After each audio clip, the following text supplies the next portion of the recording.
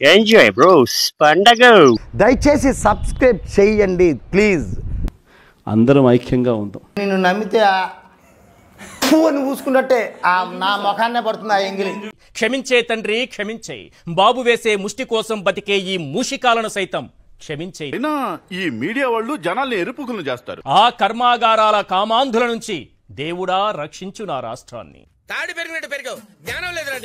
YSR Congress party మళ్ళీ అధికారంలోకి ఖచ్చితంగా వస్తుంది.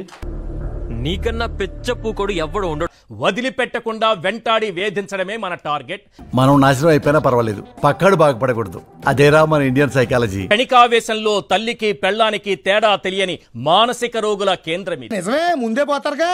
దేవుడా రక్షించు నా రాష్ట్రాన్ని పచ్చ మూకల నుంచి, పచ్చ సైకోల నుంచి. బుక్కలు ఇరగొట్టి మల్కాజిగిరి గలీలలో గాయబ్ చేసేస్తాయేమో అనుకుంటున్నావు. ఎల్లో సైకోల అరాచకం, బరితెగించిన భావజాలం సభ్య సమాజం సహించలేని. అయిపోయింది, అంతా అయిపోయింది. కొంచెం రెస్ట్ తీసుకోండి, లేదంటే రెస్ట్ ఇన్ పీస్ అయిపోతుంది. అప్పుడప్పుడు క్షమించమని వేడుకుంటారు. క్షమించే తండ్రి క్షమించే.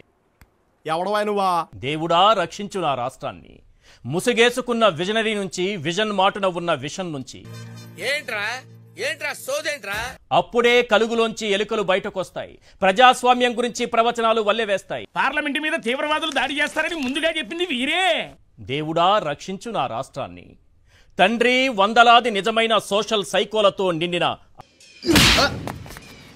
సభ్య సమాజంలో సిగ్గు లేకుండా బతికేస్తున్న వారందరినీ క్షమించే. చేసి చేసి అనుభవించింది చాలా, ఇంకేంటి నువ్వు చేసేది. నీతులు 2 నాలుకలు సాచి బుసలు కొట్టే నిర్హేతుక కృపా సర్పాల నుంచి. అన్ని విషయాలు నా ఇంట్లో ఆడబిడ్డలను అవమానించలేదు కదా.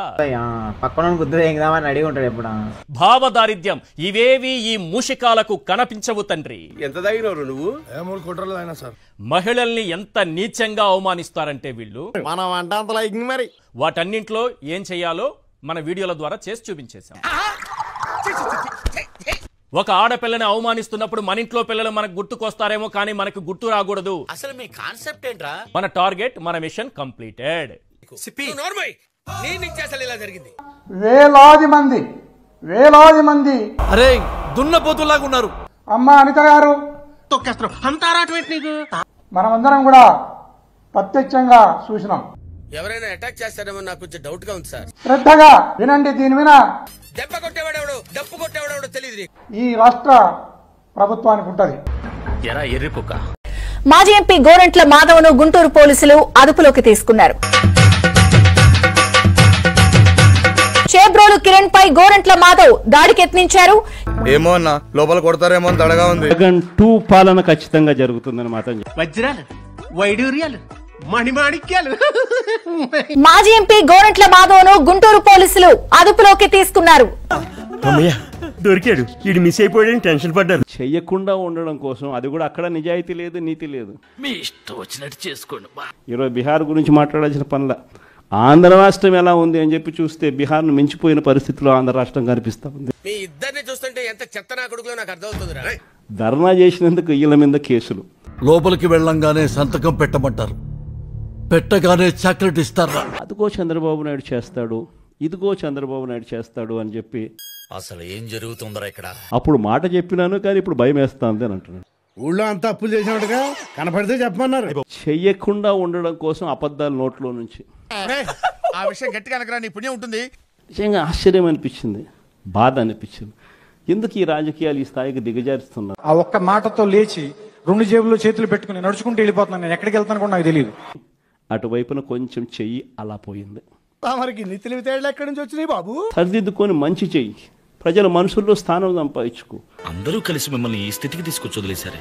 మొన్న కూడా చూసాం, చంద్రబాబు నాయుడు గారు భయపడితే లోపల మనం అనుకున్నట్టు ఏం కొట్టట్లేదు కదా. ఎందుకు కొడతారా? ఏం తప్పు చేసామని కొడతారు? జగన్ చేశాడు కాబట్టి చంద్రబాబు నాయుడు జగన్ చేసేటివన్నీ చేస్తానని చెప్తున్నాడు.